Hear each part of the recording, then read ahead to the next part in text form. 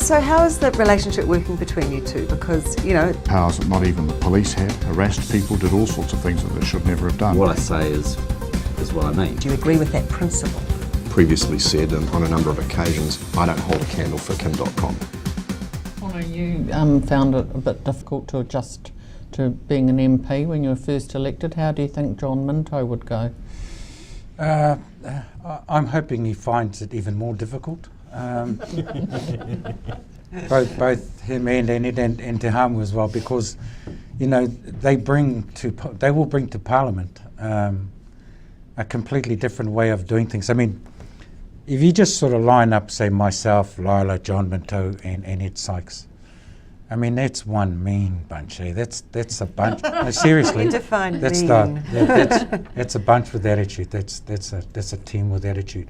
There's not another group of politicians, not even of a size of 4, of a size of 10, 12, 20, they can say they've got the kind of attitude, the kind of commitment, and I'm talking proven commitment to changing the world that we would bring in. Honestly, that's why I'm really excited by where this whole thing's going.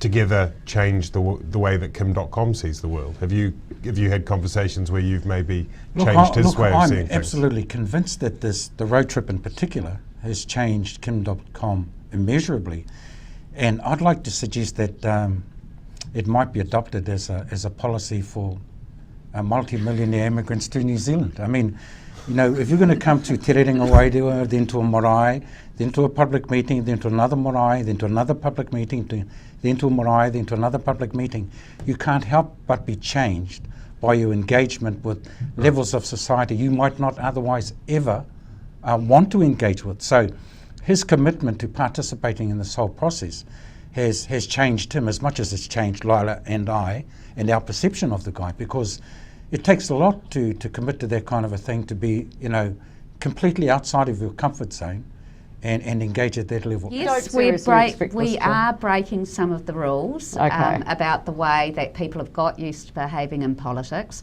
No more so than your generation did break the rules, you know, in Vietnam War protests. You know, I do remember the hey, hey, LBJ, how many kids did you kill today? And you were probably chanting that on the streets too. Outside Spuru so we don't have, you know, we have youth rebellion. Yeah, but that wasn't actually youth against rebellion. the own Prime Minister. Well, yeah, I'm sorry, but you know, young people act rebelliously when they get together in big crowds. But this particular the youth revolution that I might have been involved in didn't actually come out of a German entrepreneur facing extradition, bankrolling a party, bringing people together for parties. I mean, it's completely different set of circumstances. Well, your youth revolution against LBJ came out of an American millionaire trying to get our guys to go to war, and if we didn't go to war, they weren't going to buy our butter.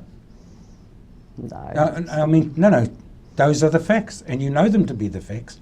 But the reality is, if we're going to want young people to engage, are we going to tell them how they have to engage? Because young people don't engage in politics the way older people do. They never have done, and they never will.